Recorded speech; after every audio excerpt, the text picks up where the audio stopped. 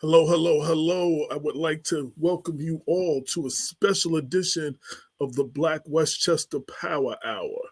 Um, the purpose of today's show, which will probably be in two parts because some of the guests couldn't come today, so some of the guests will come tomorrow around the same time. The purpose of the show is our first ever State of the Union address recap.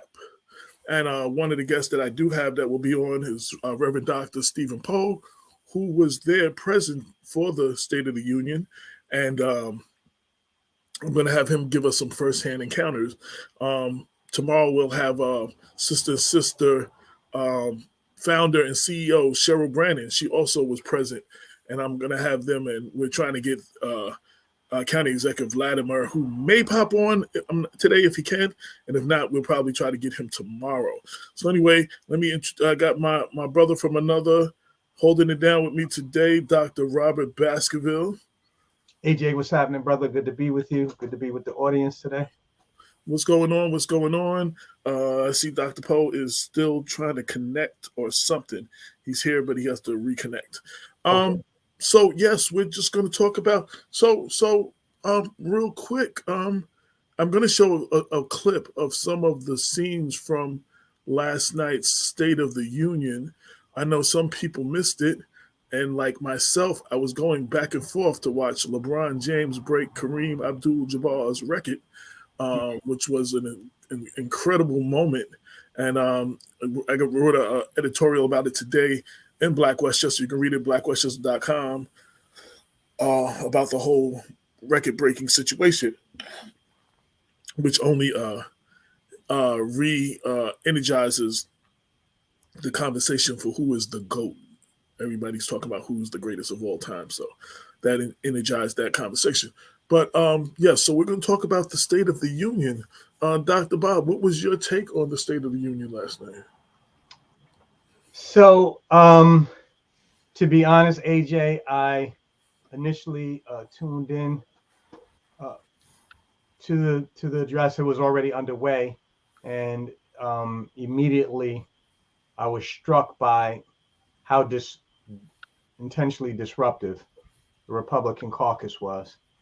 As you know, the State of the Union address is ordinarily treated as a rather solemn occasion on the part of the American political establishment, federal officials in Congress. And, ordinarily there's a certain kind of solemnity, if you will, that, people adopt just for the occasion. And, consistent with the, I guess,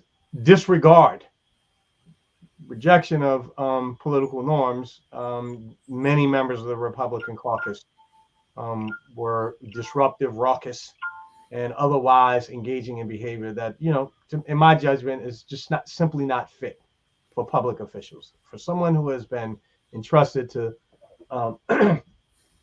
with the obligation of, overseeing our laws, I thought it was inappropriate. That was certainly one initial impression that I had. Also, I thought, like you, AJ, I had watched a lot of coverage on mainstream media programs that had tried to forecast what the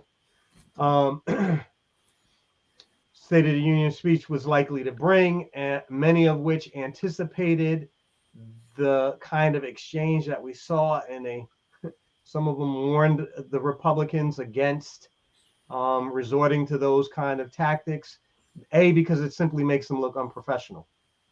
And it looks like you are ill-suited to exercise the awesome authority that comes with being a congressperson, the right to enact legislation, to impose taxes, and the right to declare war.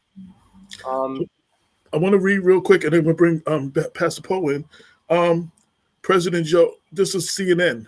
President Joe Biden gave his 2023 State of the Union address in the House chambers before a joint staff of Congress last night with a message, and they quote, unadulterated optimism even in the face of open hostility. I think that actually is what you just said right there, and I think that captures it. He among the topics he talked about, he spent 5 minutes and 28 seconds talking about the police, 8 minutes and 57 seconds talking about healthcare, 6 minutes and 56 seconds talking about the economy, 6 minutes and 13 seconds talking about infrastructure, 4 minutes and 1 second about taxes, 3 minutes and 10 seconds on Medicare and Social Security, 4:49 on veterans, um, and then he spent less than 2 minutes each on these topics: the federal deficit, reproductive rights, energy and climax, COVID, immigration, education, democracy, childcare, LGBTQ rights, China, Russia, Ukraine conflict, and opioids. I want to welcome to the show Reverend Dr. Stephen W. Pogue, who is my pastor. And and I saw all the coverage. I was watching all morning the coverage of MSNBC, and I saw all of these people from all these different places that we don't know, and talk about being there. And you were there, and I wanted you to give our audience your perception of what happened last night. AJ, thanks first of all for having me on this afternoon. Dr. Bob, good to see you again. Pleasure to be with you. Part of this special edition. It was just great being at the State of the Union last night. I want to thank Congressman Jamal Bowman for the invite to be his guest last night at the State of the Union address. It's a different feel, like when you're there versus when you're watching on TV, right? Because all of the pomp and circumstances happening around you. And for me, I just tried to drink in that moment of what this was to be out of the State of the Union address and to hear the president lay out direction for the country for this year and for probably the entirety of his presidency. It a little hostile every once in a while inside the chambers as the Republicans balked at some of the things that he said. As I said earlier, I think one of the great things that happened was to be able to be live and to see this exchange between the Republicans and the president, where he literally goes off a script and begins to engage them about Social Security and healthcare, and then almost flip their disruption on top of them. Right. That Very effective. Yeah, really just said, okay, so we don't have a problem, right? Right. And he goes right back to script and say, now that we don't have a problem, we can get this done. And everybody in the chamber stands up.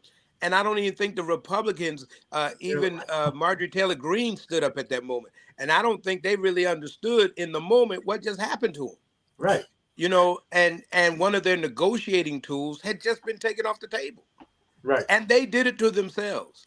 And then I think, you think that, the decorum of a joint session, you think that the high honor of the moment would cause for civility, that you would know that the world is watching, and that if we don't have our stuff together behind closed doors, at least we don't let it spill out for the whole nation to see.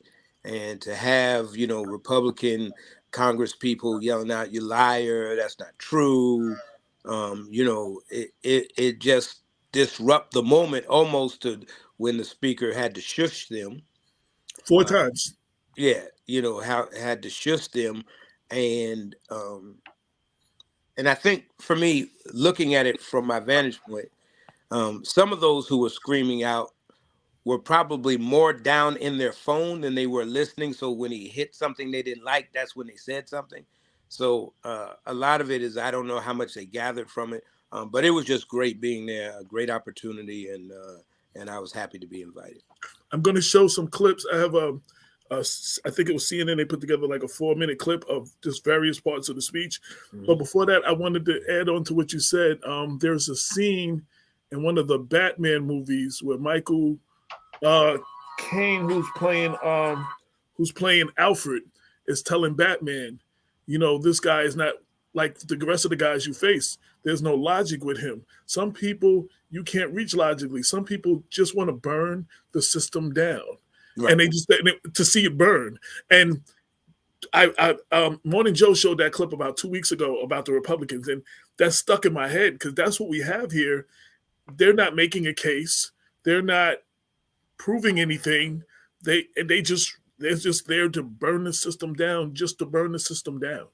Yeah, I mean, uh, being in the chambers last night, although the Democrats stood for a lot of stuff and clapped for a lot of stuff, you know, I was actually sitting behind the Democratic Congress people upstairs in the balcony, and I had a direct line to the Republicans. A lot of them were clapping for some of the things that the president was saying. You know, usually they're stoic and nobody moves, but they were clapping for some of those things. And so I think there may be an opportunity for some collaboration on some things, depending on how party leadership goes. One of the people that were there on the Morning Joe today said that you know, being in there, you could see just what you said. You know what I'm saying? Like you might not have heard it or been able to see it on TV, but acknowledge that took place. And if you look at it again, there's two parts where what's the speaker's name? McCarthy. Kevin McCarthy. Yeah, he goes like this, and then he just like rubs his hands together like he was going to clap and caught himself. And then he like rubs his hands together and brings him back down. Like he had to catch himself because he was about to clap. It was at least 2 times I saw that. You know, it was just real interesting. So I mean, and another powerful moment. I don't know what clips you're going to show, but I think another powerful moment for the president, and at least for those of us who have Black sons in particularly. That's what Bob was talking about. Yes, and to be able to say, if you never had to have the talk with your child, you know, and so that became real for me because I've had that talk with my son. Right? Keep your hands on the steering wheel, tell him you're reaching for your life. And for him to be able to say that is probably the furthest he's gone in that piece for him. But that was a powerful moment. And the whole chamber was silent in that moment. Even every Republican just listening. And he said, if you don't understand, it's because you've never had to have that talk with your child and hope they come home when they get in the car. Right. Just a powerful moment. I've had to have that talk with my daughter. Go ahead, Bob, and then we're going to show the clip. So one of the things that AJ wanted to do in this special segment was to discuss how this relates to issues on the ground in the city of Mount Vernon. And Westchester, period. But yes. Yeah, in Westchester.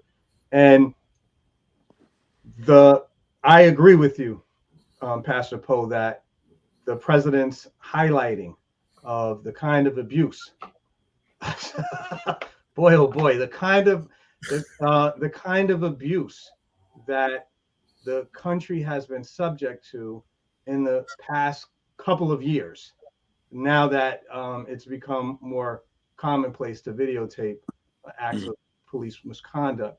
You know, it does have a relevance to a lot of the discussions that are going on the ground in the city of Mount Vernon and throughout Westchester County. In particular, the one that I wanted to highlight and maybe ask your thoughts about was the proposal that was initiated by Governor Cuomo before he was forced to step down from office because of the allegations of sexual misconduct, to do a review of the police departments, the procedures of all police departments, for the purpose of proposing some sort of reform. Now, I have to say that the city council just took the initiative last week to enact legislation that would seek to ban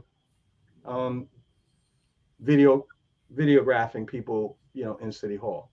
And, you know, I want to say directly to all the city council persons and to the mayor for that matter, that my sense is that the residents of Mount Vernon are far more worried about a police officer accosting them and overstepping the bounds of their authority and actually, as we might say, putting hands on them, then they are worried about being accosted by people with video who are videotaping them in City Hall.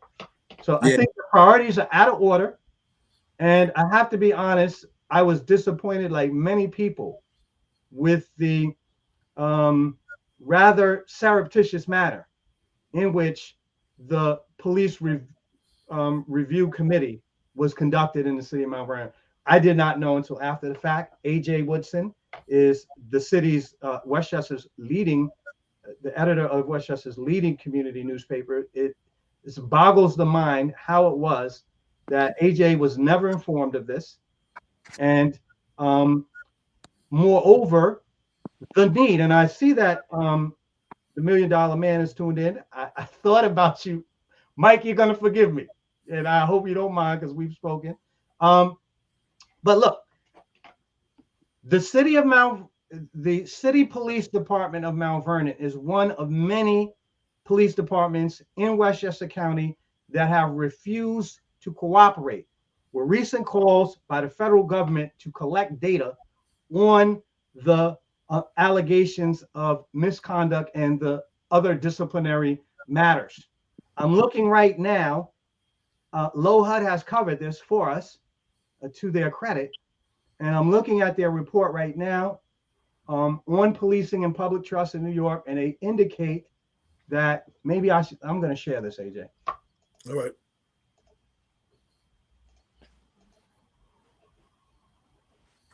Is it?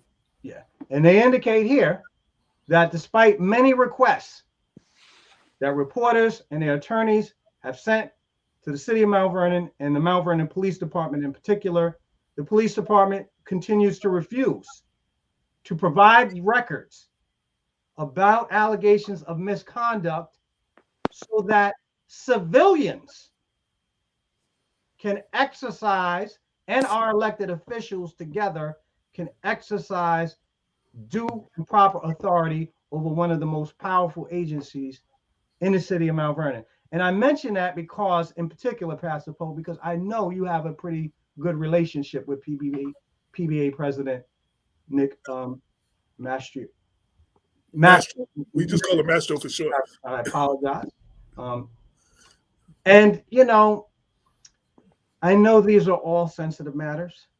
And I hope that Nick, Mike also, and, you know, listen, we want to have a civil relationship with our police department. No one wants, I don't think anyone who has a sense of responsibility thinks it is constructive for the residents to wage a constant battle against their own police departments. I do want to say one thing in full disclosure. So I will be having a couple of the council persons and the clerk on dealing with the ban. Right. I did speak with the clerk and I did speak with a couple of council persons. It wasn't the mayor, it was the clerk who put forth the legislation. The mayor has not signed anything. The legislation is not in effect.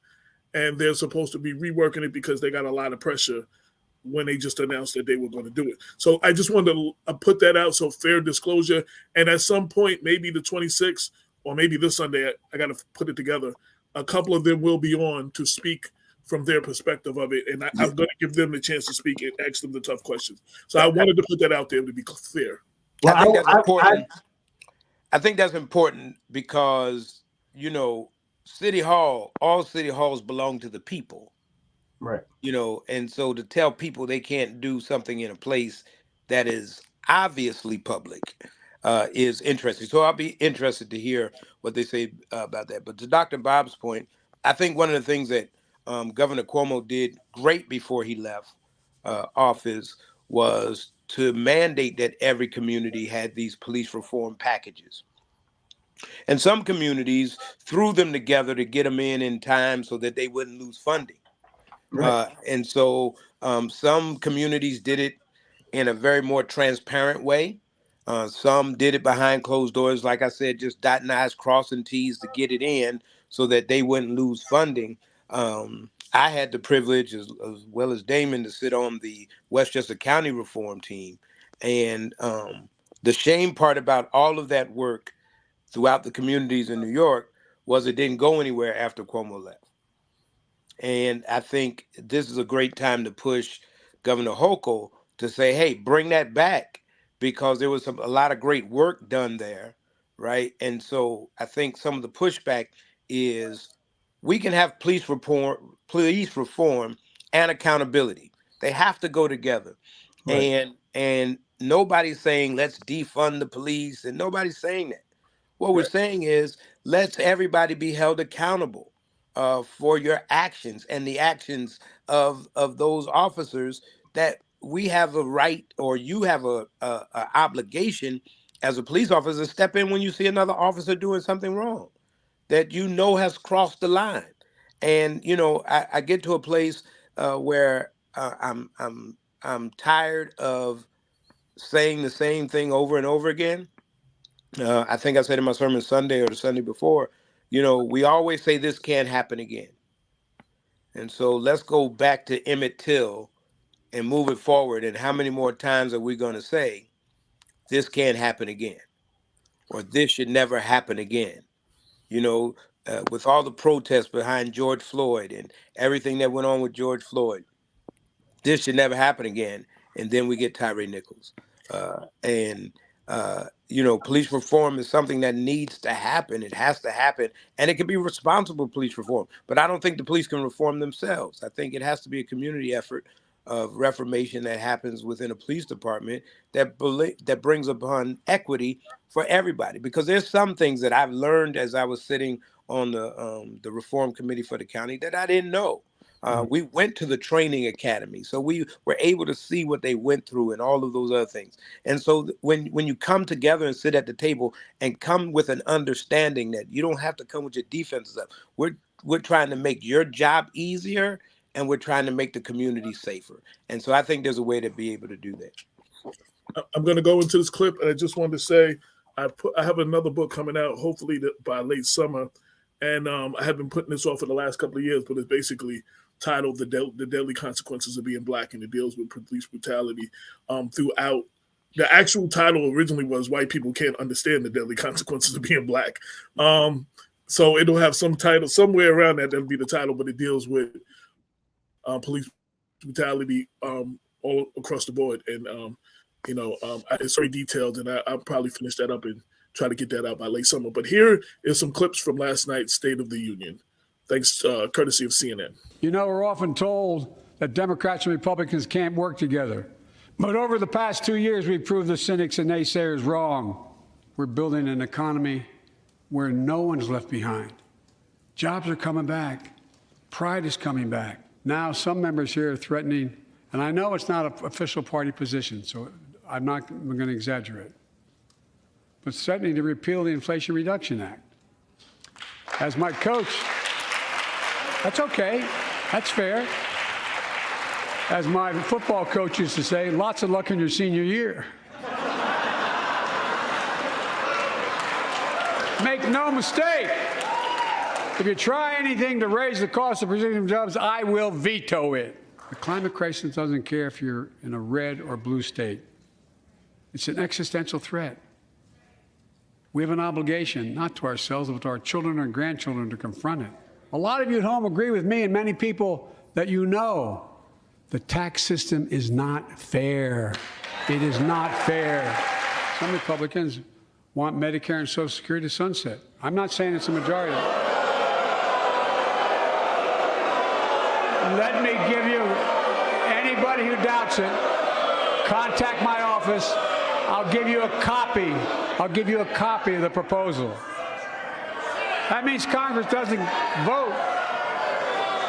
Well, I'm glad to see it. My administration has cut the deficit by more than $1.7 trillion, the largest deficit reduction in American history. Under the previous administration, the American deficit went up 4 years in a row. Let's recognize how far we came in the fight against the pandemic itself. While the virus is not gone, thanks to the resilience of the American people and the ingenuity of medicine, we've broken the COVID grip on us. But what happened to Tyree and Memphis happens too often. We have to do better. Give law enforcement the real training they need. Hold them to higher standards. Help them succeed in keeping us safe. Ban assault weapons now. Ban them now. once and for all, if we don't pass my comprehensive immigration reform, at least pass my plan to provide the equipment and officers to secure the border.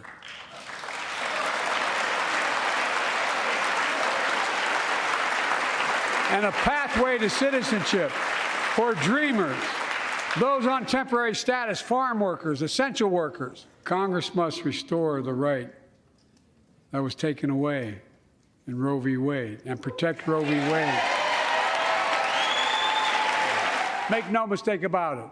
If Congress passes a national ban, I will veto it. Putin's invasion has been a test for the ages, a test for America, a test for the world. Would we stand for the most basic of principles? Would we stand for sovereignty? Would we stand for the right of people to live free of tyranny? Would we stand for the defense of democracy? There's no place for political violence in America. We have to protect the right to vote, not suppress the fundamental right. Honor the results of our elections, not subvert the will of the people. We have to uphold the rule of law and restore trust in our institutions of democracy. And we must give hate and extremism in any form no safe harbor. We're the United States of America, and there's nothing beyond our capacity if we do it together. God bless you all, and may God protect our troops. Thank you. So, real quick, so I said CNN, that was actually the Washington Post. So let me properly credit, I saw the big WP. I said, oops, I got a lot of information from CNN today too. So Pastor, like those are the clips we saw. What stuck out to you? And again, sitting in there, I can only imagine, and this is your first time attending. I can only imagine, the whole atmosphere, what you soaked in, what stuck out to you when you being there live, being there in person. Yeah, I mean, it was amazing to me as you played the clip when he talked about the tax system not being fair, right? That there's no way in the world that a billionaire should pay less taxes than a school teacher. And well, they said 40%, they didn't pay no taxes. So right. And so he hits home this point, and Republicans don't move. Like, how do you count that as fair, right? And so he hits this tax thing that everybody needs to pay their fair share. And for the Republicans not to be, on board with everybody paying their fair share, it was alarming for me. He talked about guns and banning assault weapons.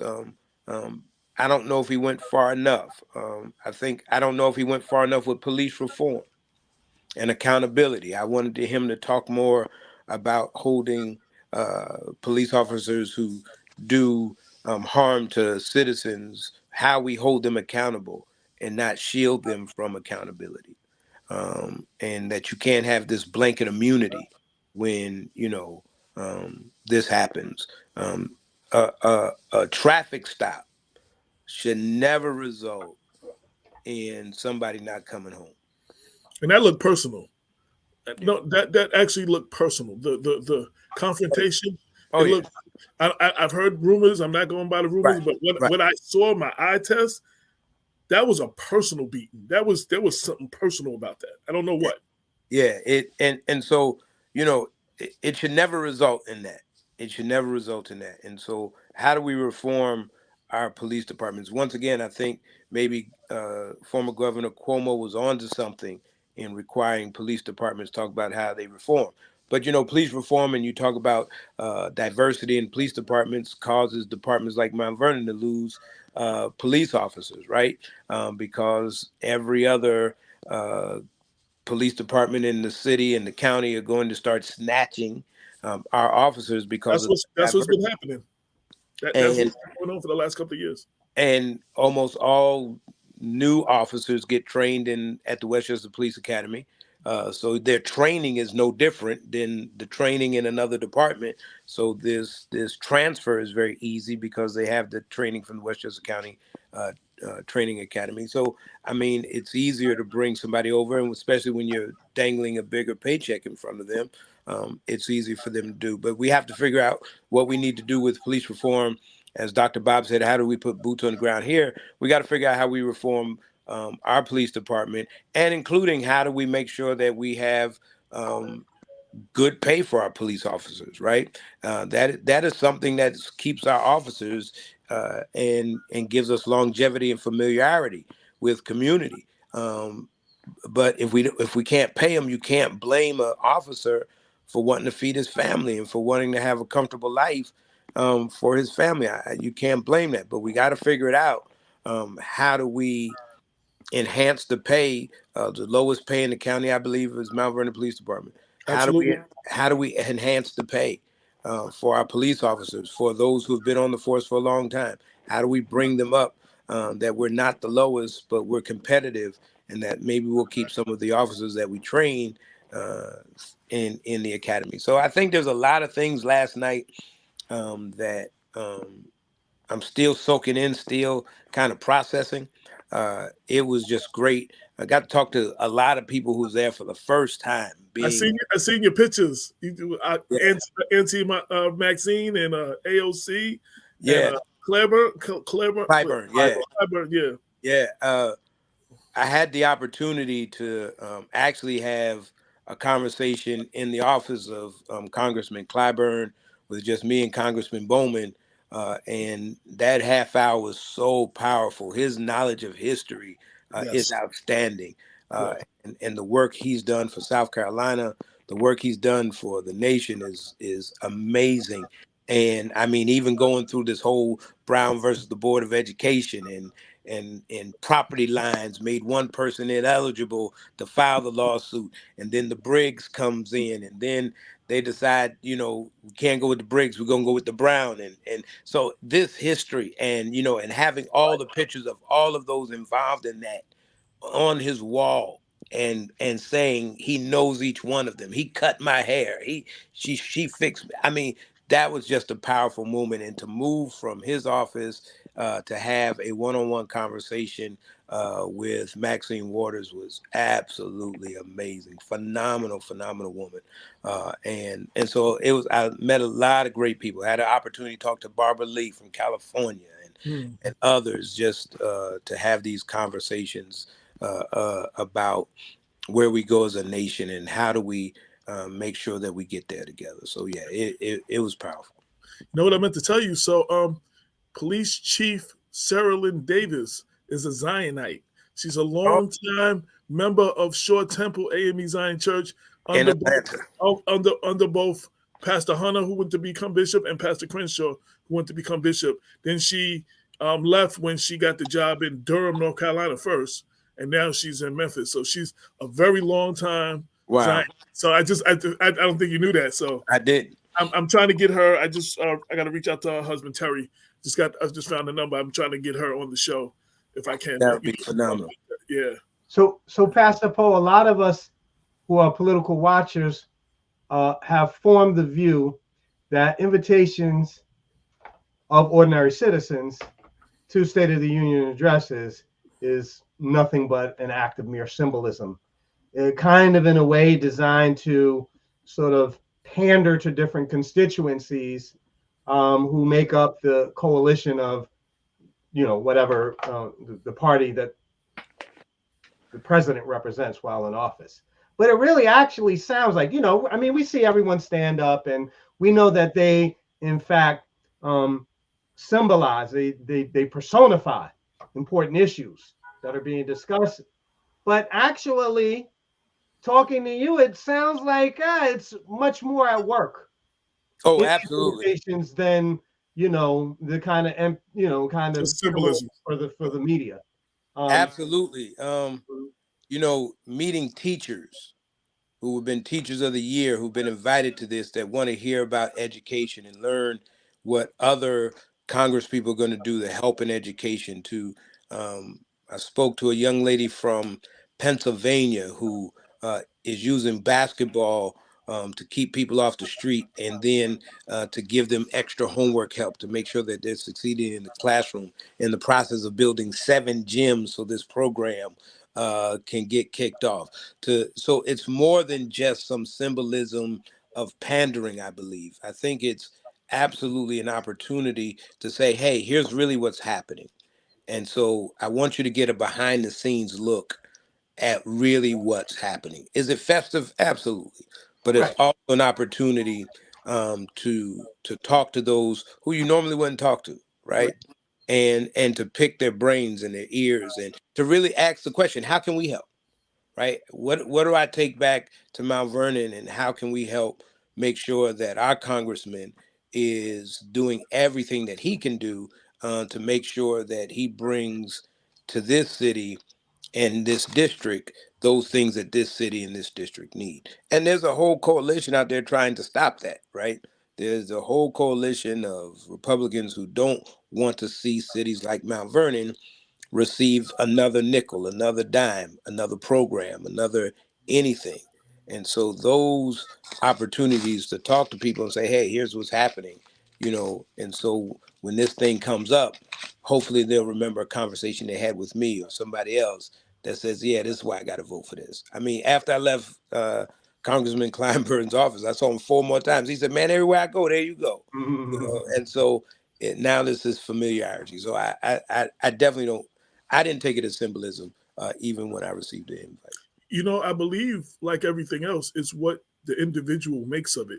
If you're going there just to be festive and take pictures and stuff, that's all you're going to get out of it. But if you go there with what it sounds like the purposefully, like you did, you know what I'm saying, to engage and everything, it can be very beneficial. Yeah, it's an overwhelming experience. I mean, regardless of how anybody looks at the invite, every congressperson only gets one for their district.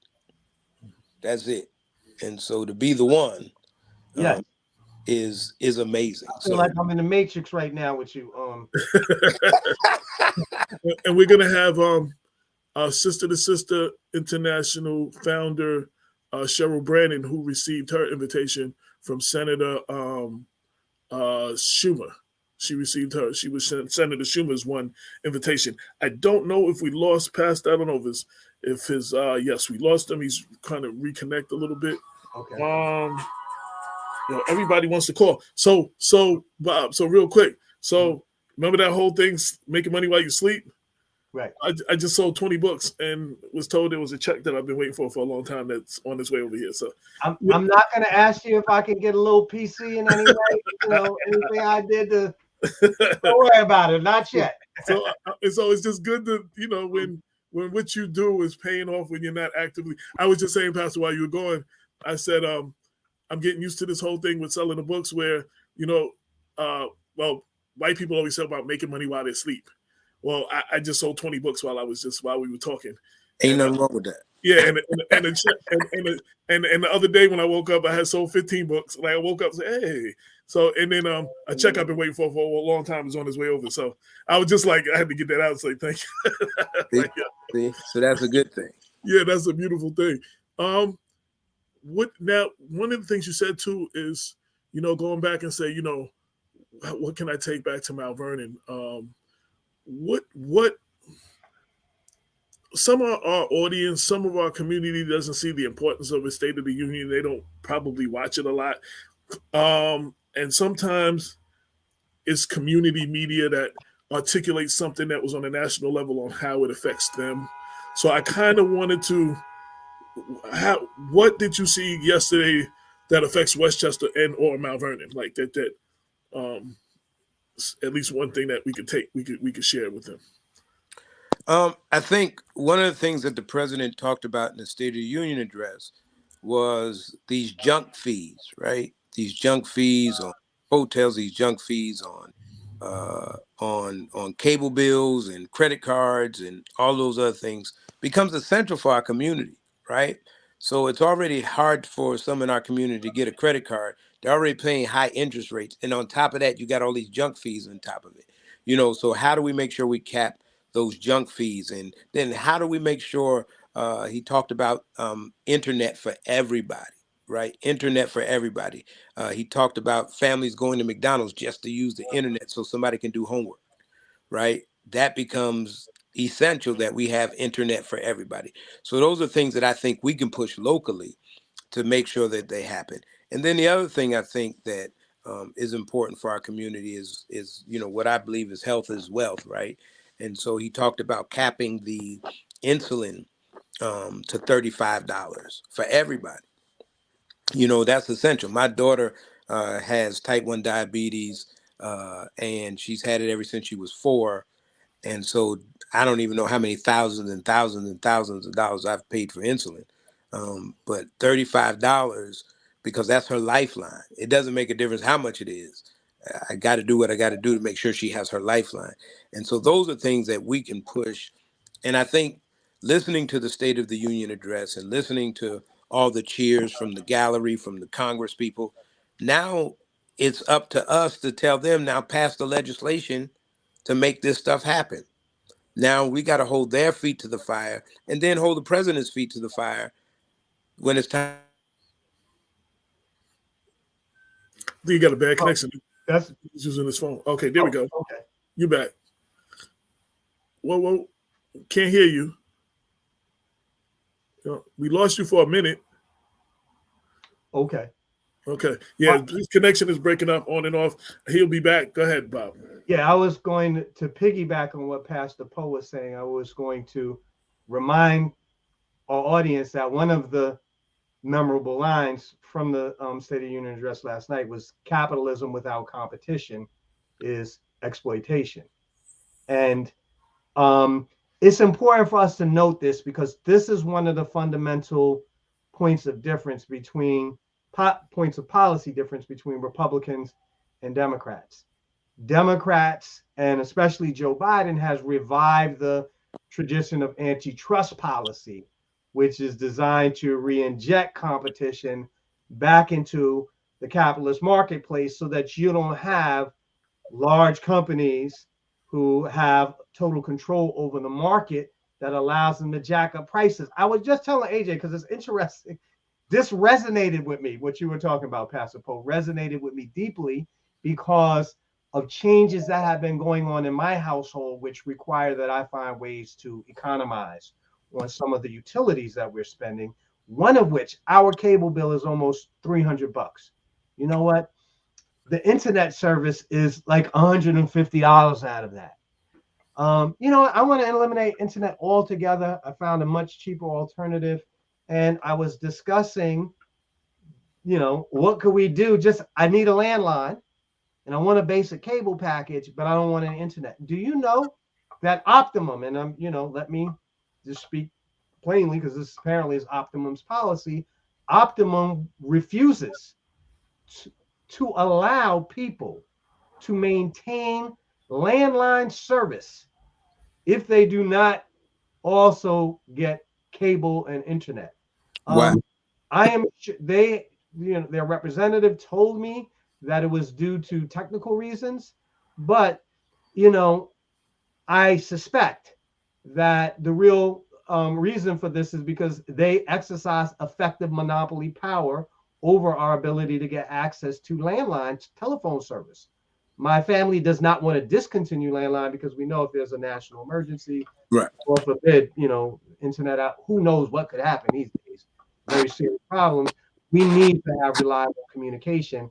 And this is one of the ways, one of the sources of leverage that our telecommunication providers are using to, sort of jack up their profits and coerce people into paying, high bills. So I hope that, when you have follow-up conversations with Congressman Bowman, or if Democratic Minority Leader Jeffries comes by the church again, that, you'll have opportunity to share some of those concerns. And I know those are shared concerns for all of us, but it would always help to. Yeah, when I was talking to Maxine Waters, she said, "Oh, maybe Congressman Bowman will invite me to his district." I said, "You don't need him. Come on, I'm inviting you. Just come on." The internet thing. I want to say the internet thing is, we that issue was exposed during COVID. Oh yeah, everyone had to stay home, and kids didn't have internet to do the online schooling. and you know what I mean? Like, and you know, that was a They had to necessary. give them hot spots, and they were Yeah, spotty, and all of those other yeah. things. But we're talking about, each household needs quality internet service that shouldn't cost them $1 million. You shouldn't have to decide whether I'm gonna pay my cable bill or my internet bill, or I'm gonna feed my family this month. Those should not be choices that we have to make in America. Should be free internet in the city too. So in the summer, you want to go to the park, you can take your laptop and, you know, do what you got to do. It should be. I mean, other communities have that. I don't know if anything in Westchester, but some communities have that where there's Yep. free internet throughout the community. Yeah, I mean, so there's definitely things that we can do. Right. I know, and Brother Jeff would know better. Brother Jeff Monroe would know better about some of the telecommunications, progressive telecommunications policies that have been on the table in Westchester and Mount Vernon that somehow or the other have not, been approved. That could lead to an improvement of service or a reduction in cost. One way that communities are trying to make internet service affordable to all their residents is by starting cooperative internet services at a reduced cost.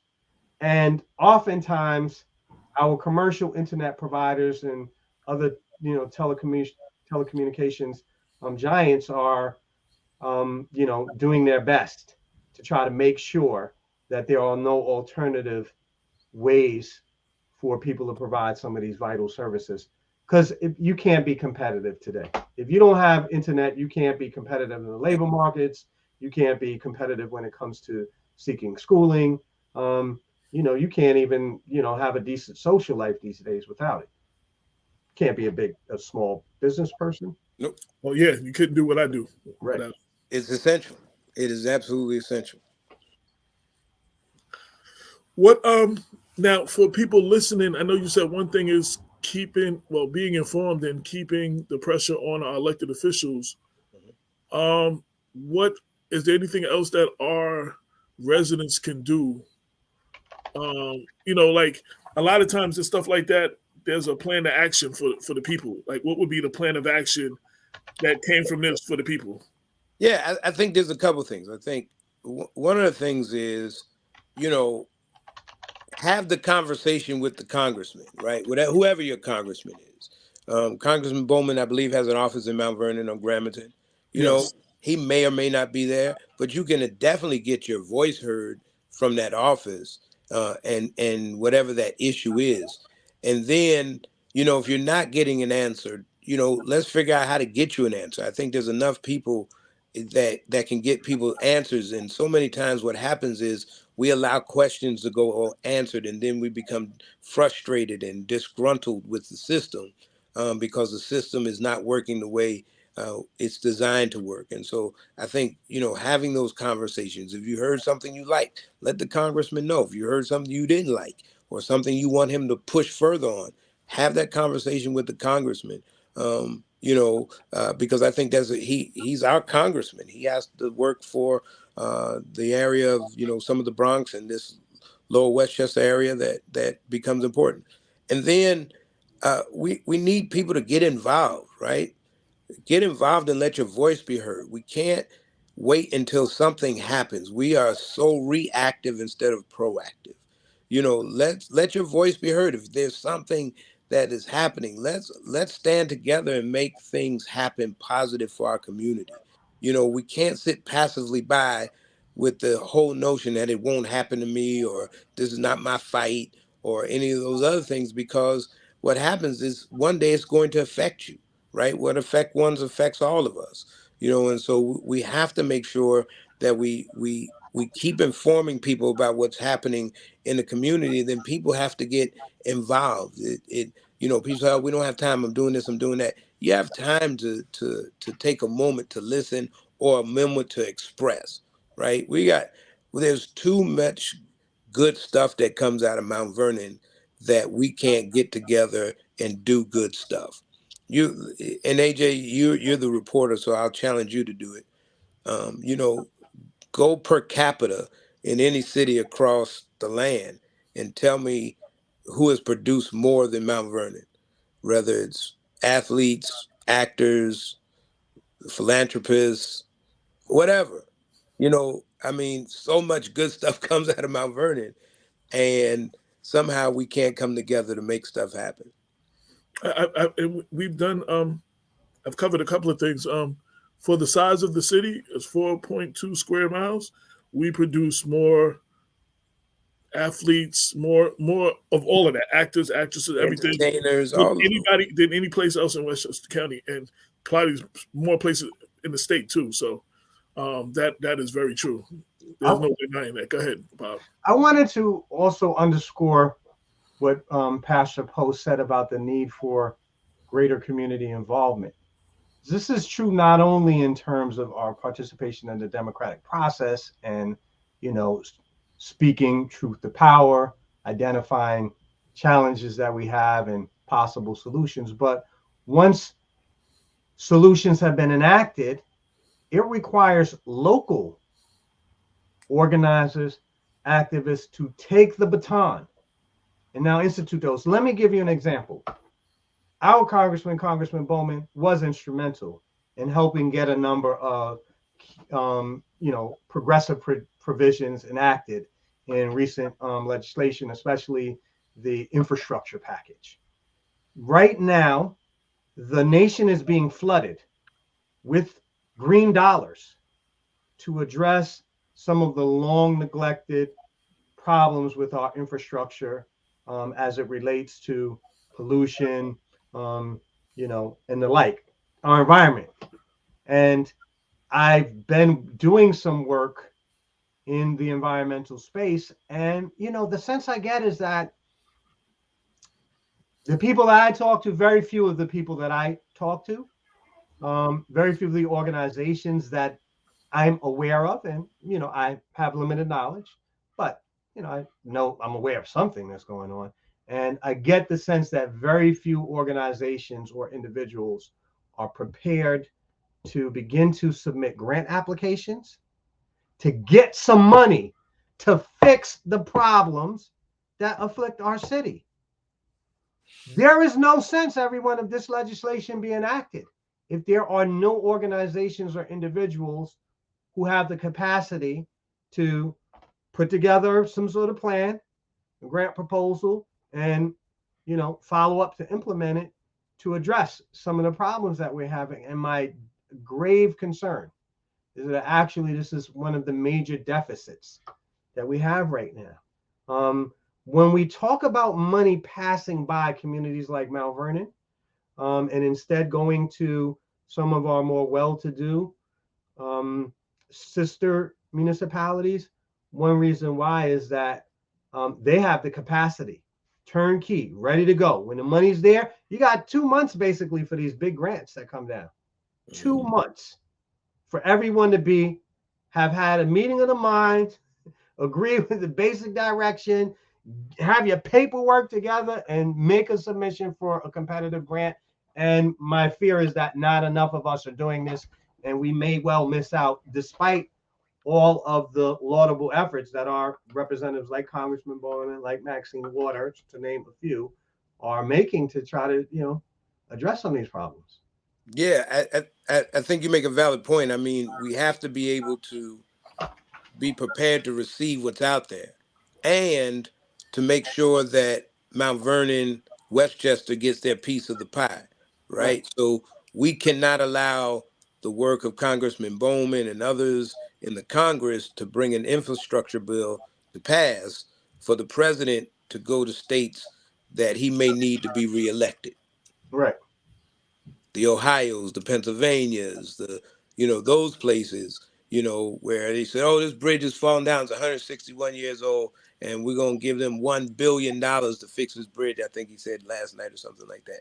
I'm like, well, we got some 150 years old right here in Mount Vernon that we had to shut down streets, so some of that infrastructure money, right? How do we make sure that we tap into some of that infrastructure money for our bridges and for our roads and for our sewers and everything else that is crumbling underneath us?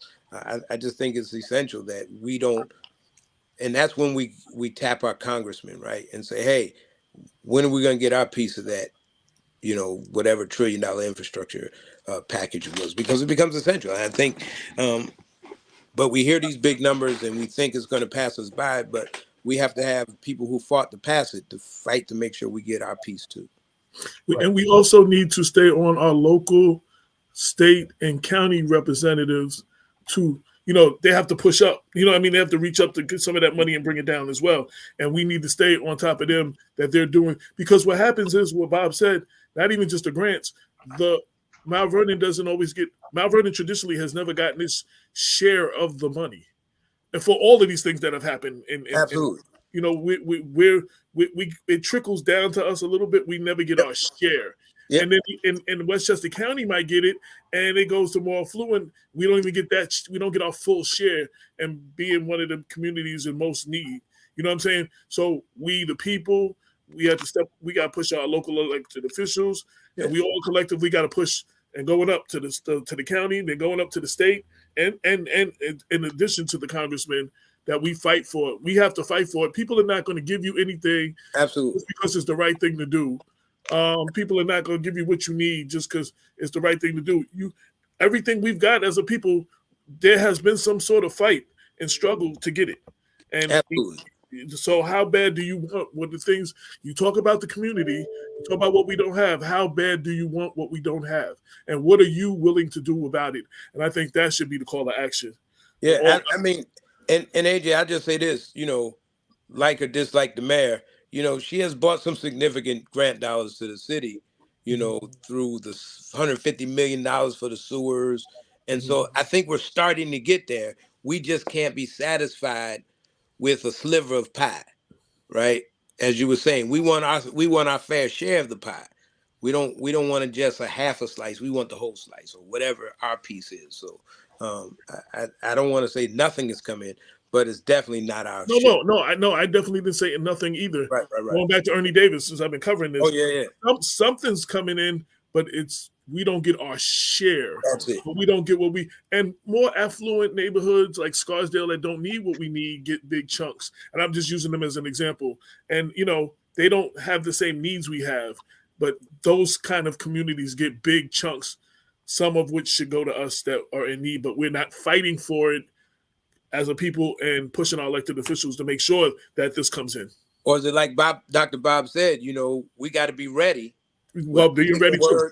We got to be ready and have the right people in place to be able to do this stuff for us and not fight about it, but just do it and make sure we get out. So I think it's a couple layers that we got collectively. Coming to the end of the show, I wanted to give you a chance to give any last words. I don't want to keep your time. I wanted to keep this an hour. Thank you. I want to thank you for coming. I greatly appreciate you. Last minute, you said yes. So yeah. No, here, Pastor Poe's back. Okay, we lost your hearing. Yeah. Modern technology is a beautiful thing sometimes. He'll be right back. Bob, real quick. I wanted to say, AJ, I wanted to commend you because your efforts to help rejuvenate some of our local civic organizations like the NAACP and like the Rotary Club, which I know you've been involved in trying to help to stand it up, is more what I had in mind when I talked about our lack of preparation to vie for some of these funds. The city may be doing its job. Mine wasn't directed at the city so much, but rather at civic organizations that really have grown moribund in the city, and we need to revive them. We need our NAACPs and other organizations to take the lead in trying to vie for some of this grant money that is targeted and set aside for community-based organizations, not for municipalities. Pastor Poe, I'm not sure. AJ, you there? Yes. It looks like Pastor's screen is frozen. So let me just say real quick. So we spoke of local organizations tonight. The NAACP in Mount Vernon has a new president. We get about what they didn't do and what they haven't done. There is a trying to revitalize the branch. Their local meeting is tonight at 7:00 at the Dole Center. get back involved. There's a lot of people who were members and left for whatever reason. We need you to come back. Those who are not members, we need you to come through and join. So the meeting for the NAACP is tonight, and that's one of the ways, like Bob said, of getting involved. We have a local Rotary. They're trying to restart the Mount Vernon Rotary Club. They meet on Wednesdays as well. Anybody, just DM me and I will give you all the information. We need to get involved. I've been taking an approach instead of throwing rocks from the outside. I've been actually trying to join all the organizations and see what I can do to help from the inside. You get rewarded for your effort. I'm now the second vice president of the Mount Vernon NAACP, and I'm the chairperson of the Criminal Justice Committee, which is not what I had in mind. But I got to put my money where my mouth is. So I'm trying to bring everybody back. But Pastor, go ahead. Thank you so very much. Before I get kicked out of here again, thank you for having me. It was great for allowing me to share my experience. And as I went to the State of the Union, I didn't go just representing myself. I went representing a whole bunch of people. I went representing Mount Vernon. I went representing my church, the A.M.E. Zion Church, my fraternity, Omega Psi Phi fraternity, African American Men of Westchester, and so many more. And I believe that if anybody has those opportunities, just remember, you never go and just represent yourself. You're taking so many more people with you. And that's what I tried to do, is to represent us the best way that I knew how. So thanks for this opportunity and allowing me to share with you this afternoon. Dr. Bob, it's always good to see you, and hope you have me on again. Absolutely, Pastor Poe, and thank you so much for playing. Lastly, before you leave, I told you this on the phone. I just wanted you to know your sermon Sunday rejuvenated me, speaking on the importance of documenting our history and so on and so forth, and just was reminding me why I do what I do. And it makes sense sometimes when it don't always make dollars, and how important it is. Your sermon lit a fire up under me to re-energize me. And I personally just wanted to say thank you. That's all. Thank you so much. Let's keep telling our story. All right, no doubt. All right. Be Pastor blessed. Poe, good to see you, brother. Bye-bye. Bye-bye. Any last words, Bob? And then we're out of here. No, I guess that's it, AJ. We've said enough. Yeah, well, I did. There was some. Well, I'm coming back tomorrow. So because some people couldn't come, so I'm coming back tomorrow. I'm on my way. Bob and I are on our way in about an hour to book signing in Ossining Public Library. If you're in the area, 7:00, please come by.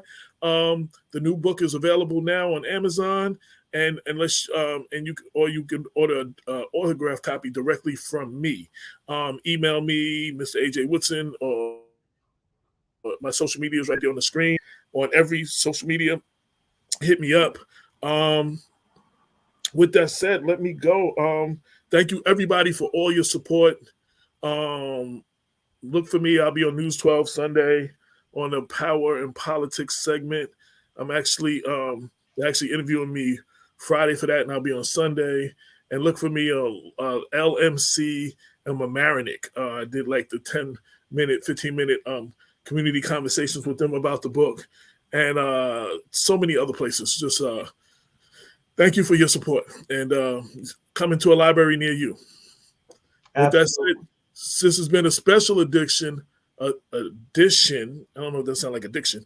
This has been a special edition of the Black Westchester Power Hour, dealing with our first recap of the State of the Union, which should be back tomorrow with Cheryl Brannan and hopefully a few others. I'm waiting for them to confirm, and we will cover whatever we didn't cover today. Be on the lookout. This will be on the website in about a half an hour. Until next time, peace. Peace.